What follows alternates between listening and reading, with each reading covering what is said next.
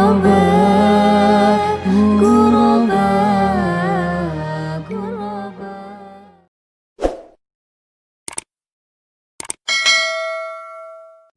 Assalamualaikum warahmatullahi wabarakatuh.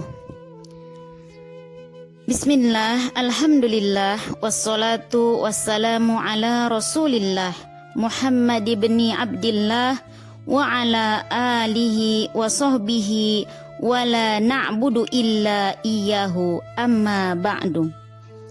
Puji syukur kita kepada Allah Subhanahu wa ta'ala, dengan mari sama-sama mengucapkan alhamdulillah, berkat taufik dan hidayah serta pertolongan Allah Subhanahu wa ta'ala.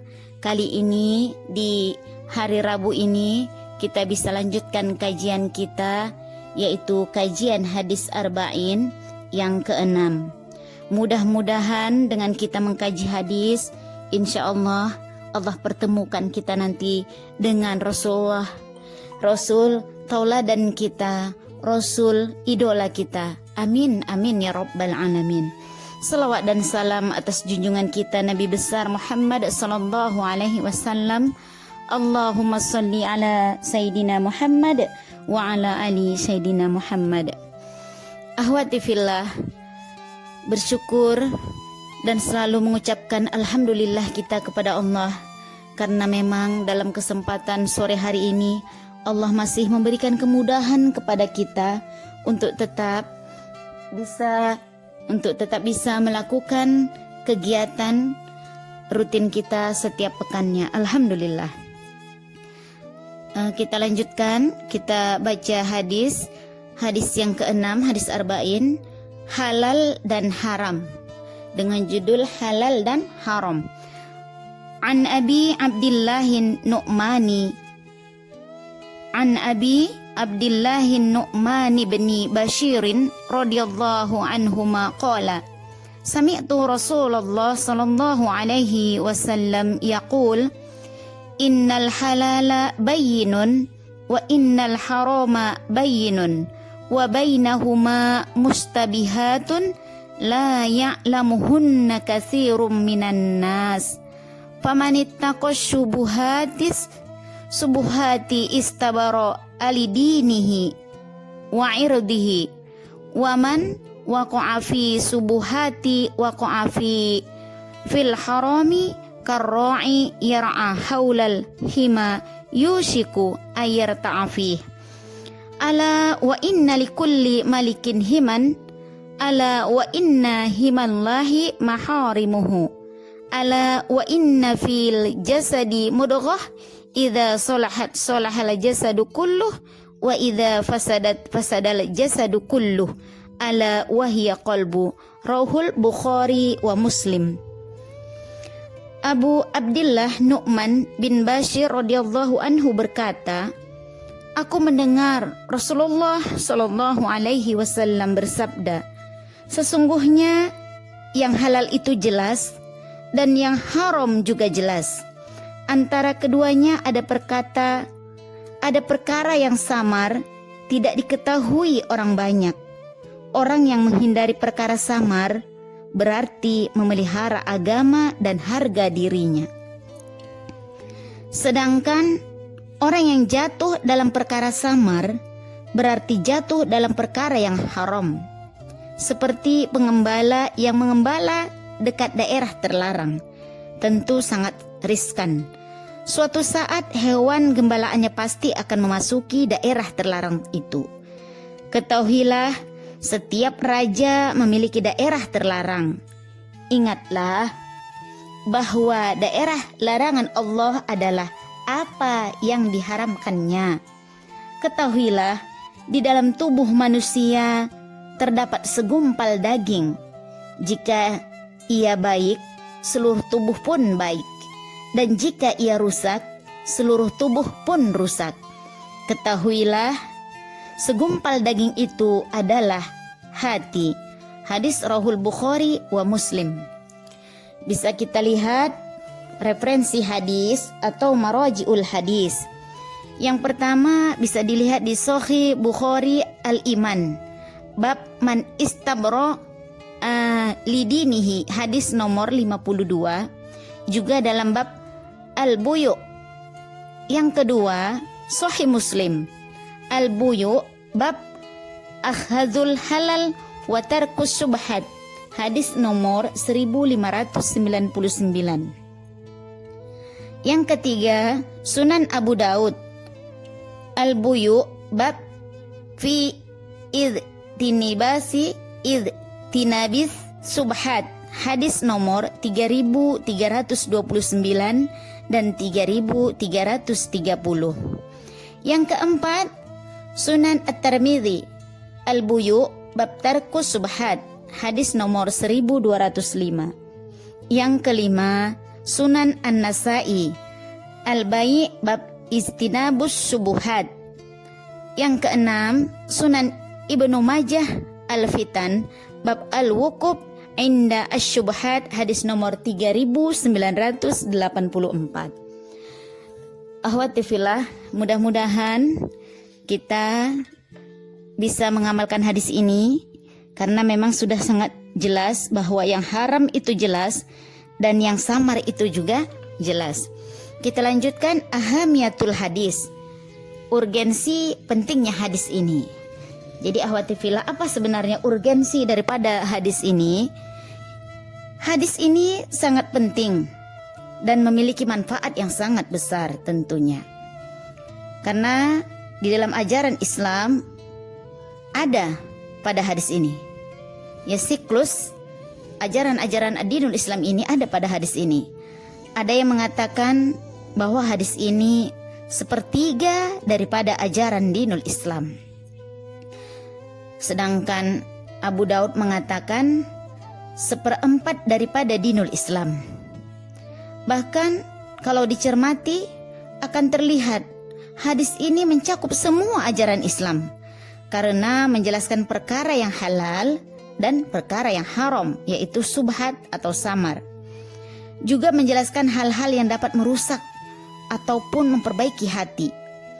Ini mengharuskan seorang muslim untuk mengetahui berbagai hukum syara', baik yang usul atau pokok maupun yang bersifat furu', yaitu cabang.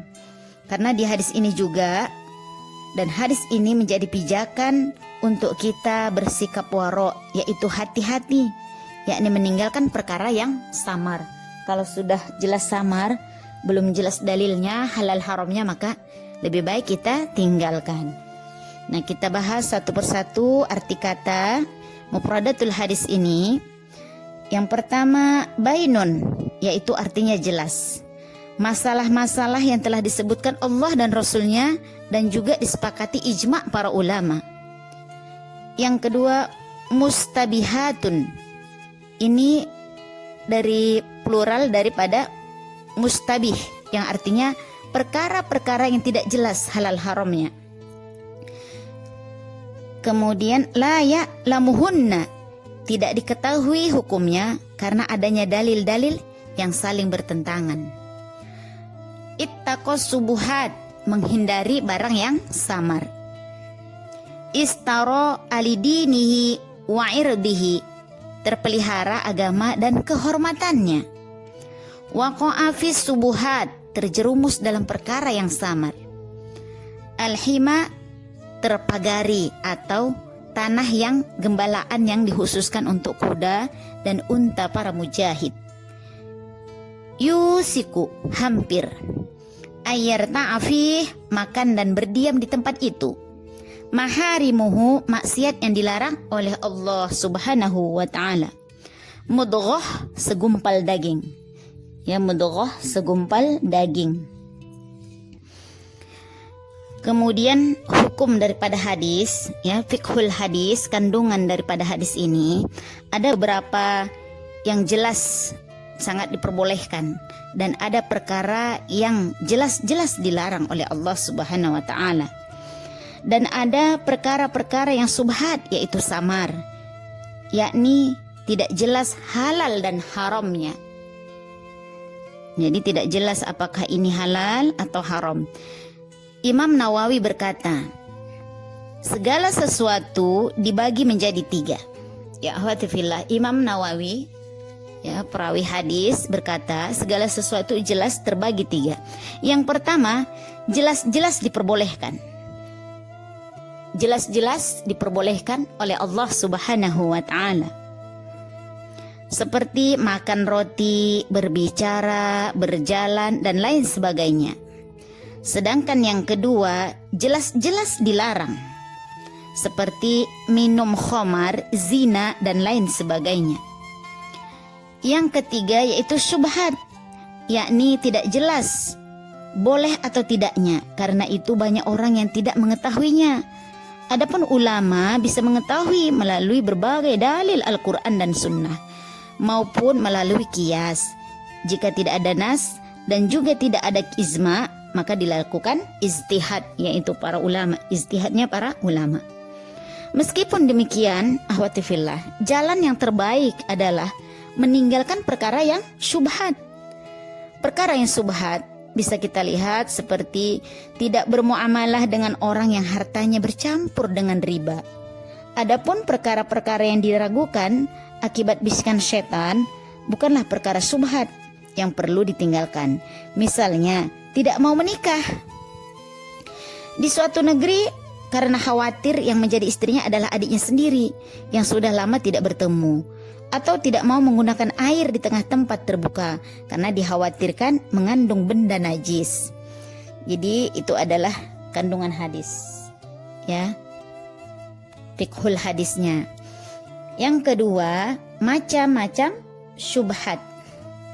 Nah, di sini juga dibahas macam-macam daripada syubhat. Apa saja itu macam-macam daripada syubhat? Ibnu Munzir membagi syubhat menjadi 3. Ya. Yang pertama, sesuatu yang haram. Yang kedua, kebalikannya, berarti sesuatu yang halal. Yang ketiga, sesuatu yang diragukan halal haramnya. Sesuatu yang haram, namun kemudian timbul keraguan karena tercampur dengan yang halal. Misalnya ada 2 kambing, salah satunya disembelih orang kafir, namun tidak jelas kambing yang mana yang disembelih orang kafir tersebut. Dalam hal ini tidak diperbolehkan memakan daging kambing tersebut, kecuali jika benar-benar diketahui mana kambing yang disembelih orang kafir dan mana kambing yang disembelih orang mukmin. Jadi ini bisa juga pelajaran kepada kita. Kita harus membeli hewan, ya, hewan kurban, daging kurban jelas kepada orang muslim. Karena jelas mereka membaca doa ketika ingin menyembelih hewan. Kemudian yang kedua, kebalikannya, yaitu sesuatu yang halal, namun kemudian timbul keraguan. Seperti seorang istri yang ragu apakah ia telah cerai atau belum. Atau seorang habis wudhu, merasa ragu apakah wudhunya sudah batal atau belum. Keraguan yang demikian ini tidak ada pengaruhnya. Yang ketiga, sesuatu yang diragukan halal haramnya. Dalam masalah ini lebih baik menghindarinya, sebagaimana yang dilakukan Rasulullah terhadap kurma yang beliau temukan di atas tikarnya. Beliau tidak memakan kurma tersebut karena dikhawatirkan kurma sedekah. Bukhari dan Muslim meriwayatkan bahwa Rasulullah SAW bersabda, ketika saya masuk rumah, saya mendapati kurma. Ketika saya masuk rumah, saya mendapati kurma di atas tikarku. Rasulullah bersabda, ketika saya masuk rumah, saya mendapati kurma di atas tikarku. Aku ambil untuk aku makan, akan tetapi aku membatalkannya karena takut kurma itu berasal dari sedekah. Yang ketiga, beberapa pendapat ulama tentang syubhat.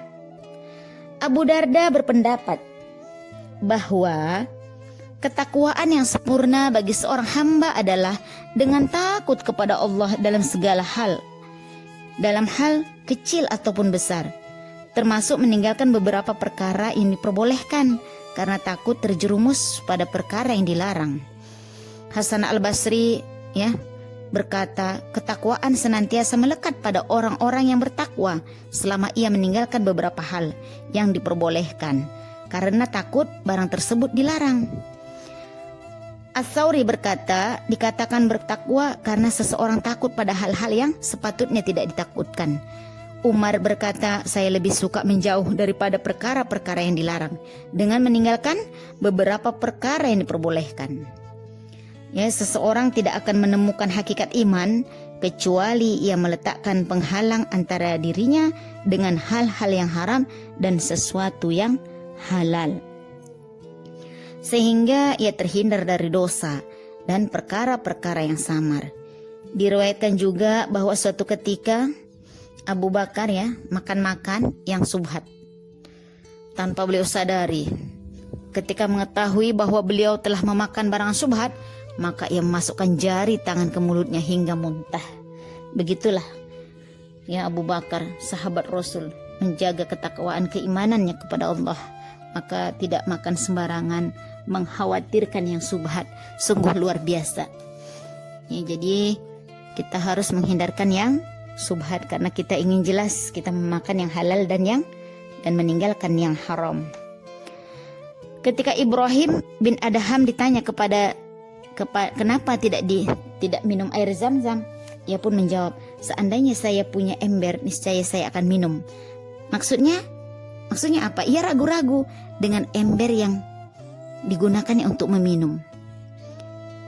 Nah, pada saat itu karena ember tersebut milik pemerintah dan dikhawatirkan tidak halal, maka semoga Allah Subhanahu wa taala meridhoi dan memberikan rahmatnya kepada para sahabat dan para ulama salaf. Mereka telah menjauhkan diri dari perkara-perkara yang subhat. Nah, wahwatifillah, sungguh mulia para sahabat Rasul menjauhi dari perkara-perkara yang subhat. Mudah-mudahan kita bisa mengikuti jejak-jejak para sahabat Rasul, para ulama yang memang menjaga daripada subhat. Yang keempat, fiqhul hadis, semua raja memiliki hima dan hima Allah di bumi adalah larangan-larangannya. Tujuan perumpamaan tersebut adalah agar tampak jelas, seperti seseorang melihat tanah yang dipagari. Pada saat itu raja-raja memiliki tanah yang dipagari yang dikhususkan untuk hewan-hewan ternaknya dan mengancam dengan hukuman yang keras bagi orang yang mendekatinya. Orang yang takut dengan hukuman raja tentu tidak akan mendekati pagar tersebut. Namun bagi orang yang tidak takut, ia akan mendekatinya dan mengembala di tepian pagar hingga melintasi pagar yang ada. Akibatnya ia pun mendapatkan hukuman. Sebagian para raja, Allah Subhanahu wa taala juga mempunyai berbagai pagar. Pagar-pagar tersebut adalah berbagai larangannya. Barang siapa yang melanggar larangan Allah tersebut akan mendapatkan hukuman baik di dunia maupun di akhirat. Barang siapa yang mendekati larangan dengan melakukan perkara-perkara subhat, maka ia pun dikhawatirkan dan bahkan bisa terjerumus pada hal yang dilarang. Ahwatifillah, mari kita menjaga daripada hal-hal yang subhat. Sedangkan di dalam kisah sudah jelas ketika seorang raja memagari tidak boleh dekat-dekat, maka ketika masuk mendapatkan hukuman. Nah, begitu juga dengan kita sudah tahu ini dilarang, diharamkan, ini dihalalkan, tapi kita tetap biasa-biasa saja. Nah, siap-siap kita akan mendapatkan hukuman dari Allah. Bahkan bukan saja di akhirat, di dunia ini pun akan kita dapatkan. Na'udzubillah, jangan sampai ya ahwati fillah. Kemudian fiqhul hadis selanjutnya adalah hati yang baik. Subhanallah, karena memang baik buruknya seseorang tergantung dengan hatinya. Karena hati merupakan bagian terpenting dalam tubuh manusia. Secara medis juga tetap demikian hati adalah merupakan terpenting. Hati merupakan penentu bagi seseorang. Jika hati seseorang baik, maka ia akan mampu mensuplai darah dengan baik ke seluruh tubuh. Begitu juga jika ia tidak bisa membersihkan hati, memperbaiki hatinya, bermasalah dengan hatinya, maka tubuhnya juga akan ringkih, bisa jadi sakit. Mengacu pada hadis yang ke-6 ini, hadis yang ke-6 ini, Imam Syafi'i berpendapat bahwa sumber akal adalah hati. Ini juga diperkuat firman Allah Subhanahu wa taala, mereka mempunyai hati tapi tidak dipergunakan untuk berpikir. Al-Quran surah Al-A'raf ayat 179. Jadi kisah konon para ahli filsafat dan ilmu kalam juga berpendapat bahwa Berbeda dengan mazhab Hanafi, mereka tetap mengatakan bahwa akal tetap terletak pada otak. Mereka beralasan bahwa jika otak seseorang rusak, maka akalnya juga rusak.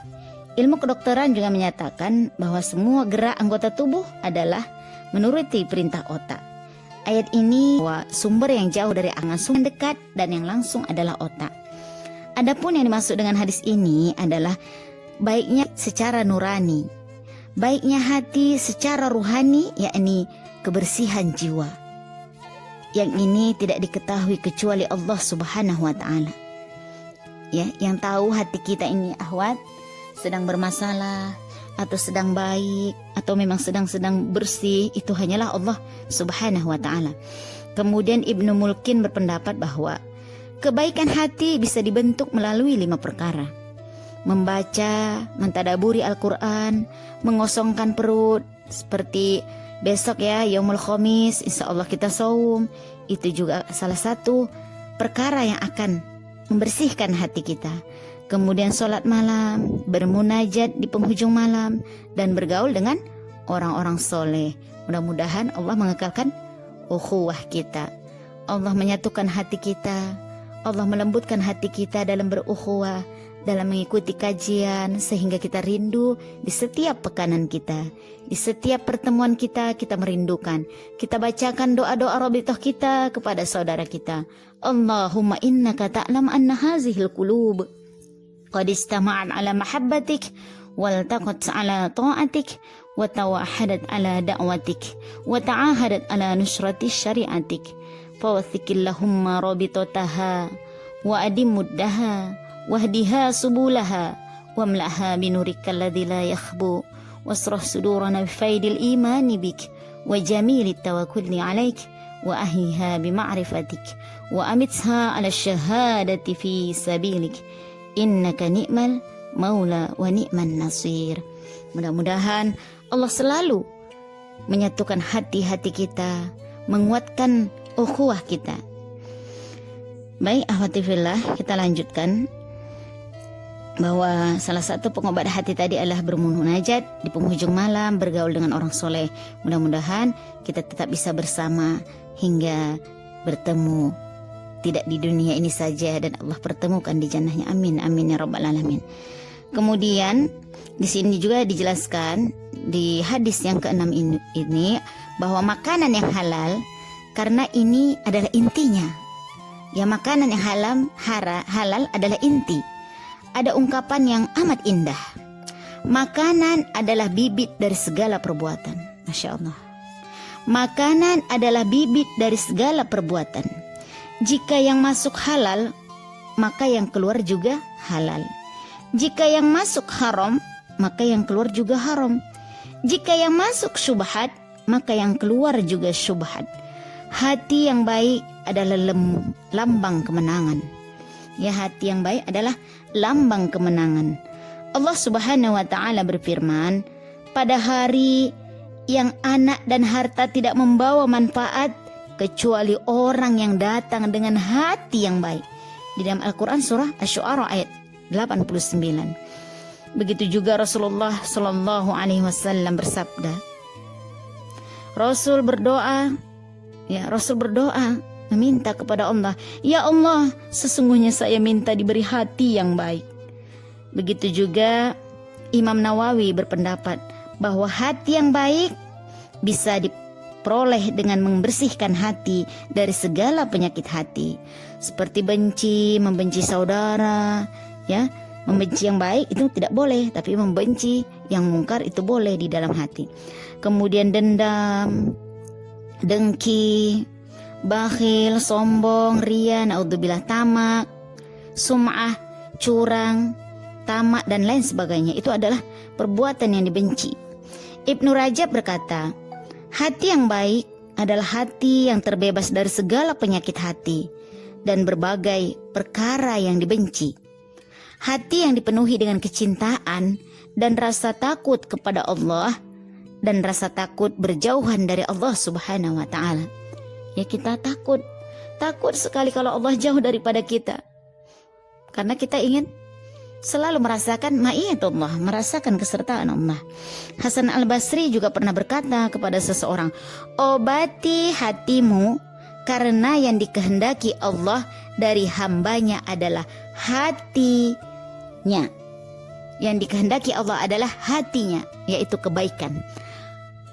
Hati yang baik akan menimbulkan amal perbuatan yang baik. Karenanya, jika hati itu baik dan hanya dipenuhi dengan kehendak Allah, niscaya amal perbuatannya hanya yang sesuai dengan kehendak Allah Subhanahu wa taala. Sehingga ia bersegera dalam melakukan perbuatan yang diridhoi Allah dan meninggalkan perbuatan yang dibenci oleh Allah. Jadi jelas ya, akhwati fillah, bahwa sebenarnya perbuatan yang dibenci Allah harus kita tinggalkan, dan perbuatan yang diridhoi Allah harus kita kejar. Bahwa Allah ini ridho kalau kita menuntut ilmu, kemudian kita di dalam bermajelis berlapang-lapang dada, berlapang-lapang, insya Allah Allah akan mudahkan. Adab dalam menuntut ilmu juga, bagaimana ta'limul muta'allim ya, dalam kitab adab ya, adab lebih penting daripada ilmu. Jadi pentingnya adab sebelum ilmu, ta'limul muta'allim juga kita pelajari. Kemudian hadis ini juga mendorong pada perbuatan yang halal, menjauhi perbuatan yang haram, dan meninggalkan perkara-perkara syubhat. Mendorong agar senantiasa menjaga agama dan kehormatan. Mendorong diri kita agar melakukan perkara yang memancing ya, mendorong diri kita untuk tidak.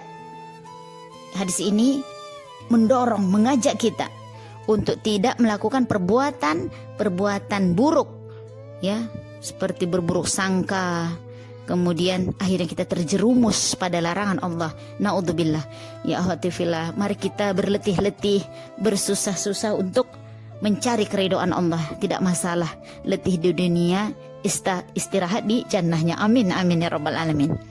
Kemudian hadis ini juga seruan untuk meningkatkan intelektualitas dan memperbaiki jiwa di dalam diri kita, yakni dengan memperbaiki hati. Kalau hati tadi bersih, jiwa kita juga bersih, kemudian intelektualitas kita juga insya Allah akan menjadi lebih baik. Karena tidak mungkin orang yang hatinya kotor, jiwanya kotor, dia itu mempunyai kejernihan hati, mempunyai pikiran yang matang. Ya, jadi mari kita tetap berusaha membersihkan hati kita dan menutup semua pintu yang mengarah pada berbagai hal yang dilarang, dan melarang semua sarana yang mengarah pada perbuatan yang haram. Jadi hadis ini mengajak kita supaya kita istilahnya no haram yes halal ya, no haram yes halal. Jadi jelas antara halal dan haram. Insyaallah mudah-mudahan kita bisa mengamalkan hadis yang ke-6 ini, karena jelas antara halal dan haram, begitu juga syubhat. Dan insya Allah kita tergolong orang-orang yang warok ya, menjaga daripada perbuatan yang syubhat. Amin amin ya rabbal alamin. Mudah-mudahan bisa kita amalkan, dan ini adalah tausiah khusus untuk diri pribadi, dan mudah-mudahan bermanfaat untuk kita semua. Wallahu a'lam bishawab. Assalamualaikum warahmatullahi wabarakatuh.